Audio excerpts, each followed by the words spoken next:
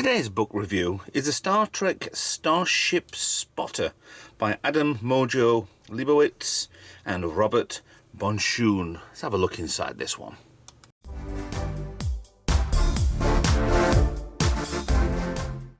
Hi guys, Ralph here.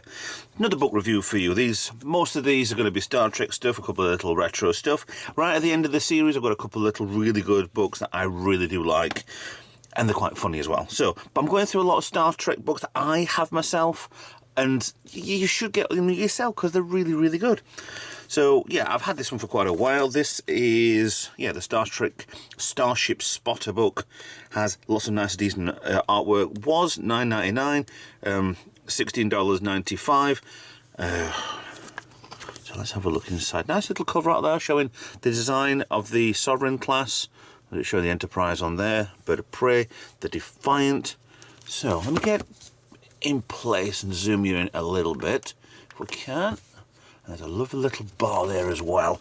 Not going to help anything. So, reflections everywhere.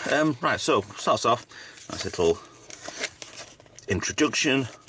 The thing with a lot of these is it's mainly the artwork and the pictures I buy them for. You've got a lovely little picture of a very wired diagrammed Constitution class Enterprise, first commission 2245, under the captain of Captain Robert April, which isn't probably somewhere on there anyway. Usually is.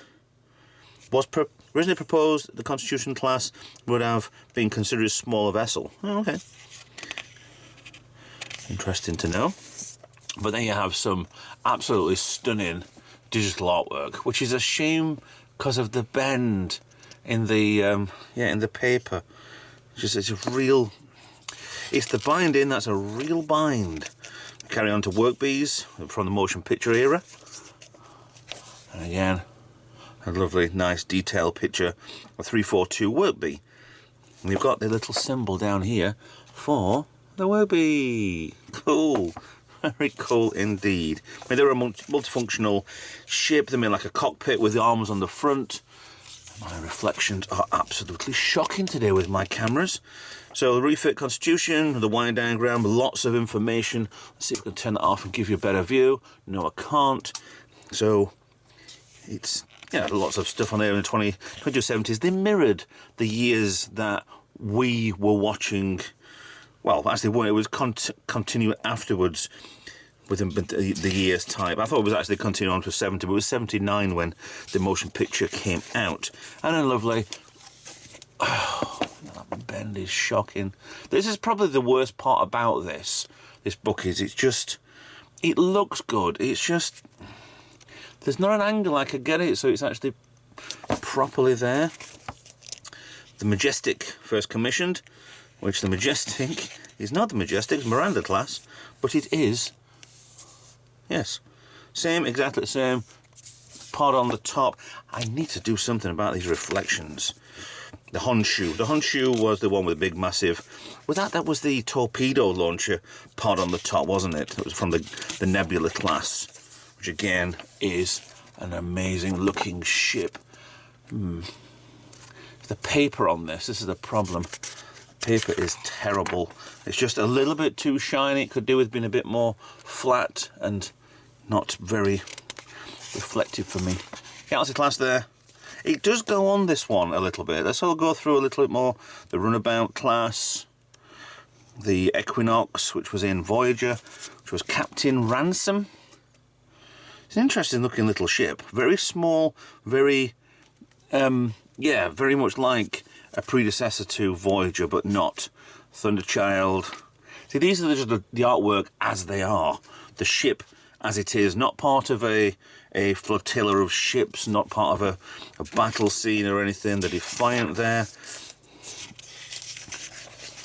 I'll get you in properly. We do have a few lights in here. It's just, it doesn't really help. The Chaffee, which was the shuttle. I think, did we actually see the shuttle for the Defiant? I'm sure we did. Named after Roger Chaffee. The Constitution class, not Constitution, Sovereign class Enterprise with a more digital artwork there. That looks absolutely gorgeous, doesn't it? I mean, this, the Voyager there. I mean, the good evolution of the Star Trek ships is, I'm playing Star Trek Online at the moment. I've just bought myself the Enterprise F, the Odyssey class with a Yorktown skin, and it looks absolutely amazing to fly. The Aero Shuttle, which should have been on, really should have been there. I mean, I don't know why they redid the Delta Flyer when they got a ship with warp drive on it. They should have used this. I don't understand fully why they made this when that was available. Very weird, very silly.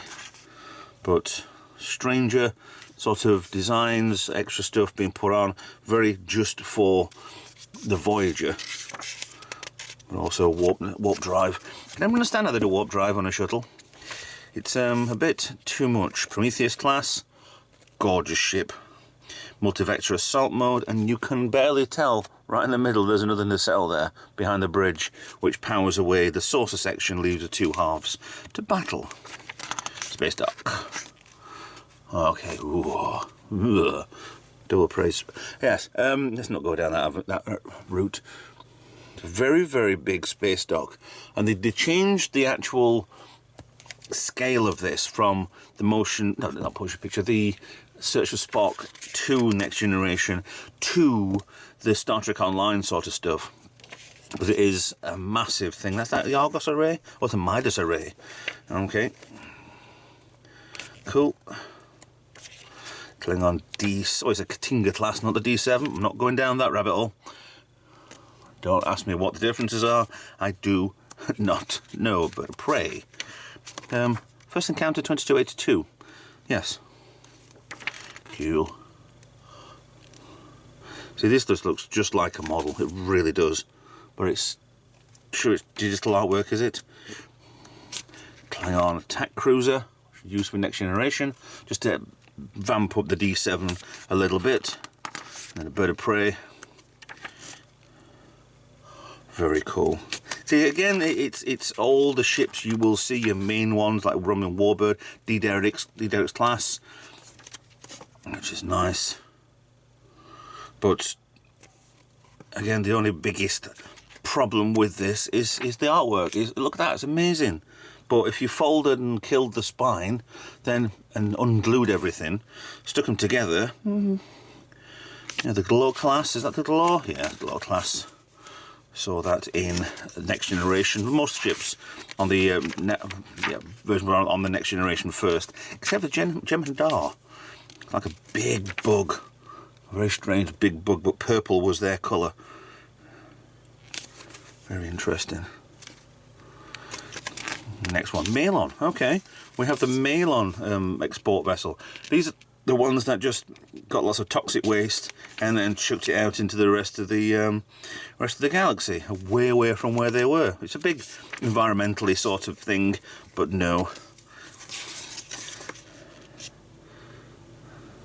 The Herodian Hunter, another one there. Cool. Next one, species 8472, which are also called the Undine. We have from the Star Trek Online. I never thought I knew if they were Undine or not, being in Voyager. I can't remember. They're very just completely different. A living bioship. Okay, the arena ship. So this is going halfway through Voyager sort of era. Looking very much similar sort of Delta Flyer-ish wings on the back, but even though this was a station, the light parts could detach, probably. I think we might be at the end, the Borg Queen command ship. So not Borg Cube, but the Borg Queen, which is yeah. If you play Star Trek Online, you'll see a few of these when you're doing, well, you did the dailies a couple of months ago. But yeah, elements and stuff. It's some good artwork on it. A nice little small book. It's not a massive book, but to get artwork out on this and a few bits and bats on the ship, yeah, it's a nice little read, to be honest. But it's just a shame where the cuts are in the pages. But not to worry anyway. So I'll be like that. If you do want one of these, go and find one. They might be on eBay, might be on Amazon, might be on your little book bookshop, and I'll see you guys in another video. If you want to follow the channel or help with a donation, or the links are down below, I'll see you in another video. Bye for now.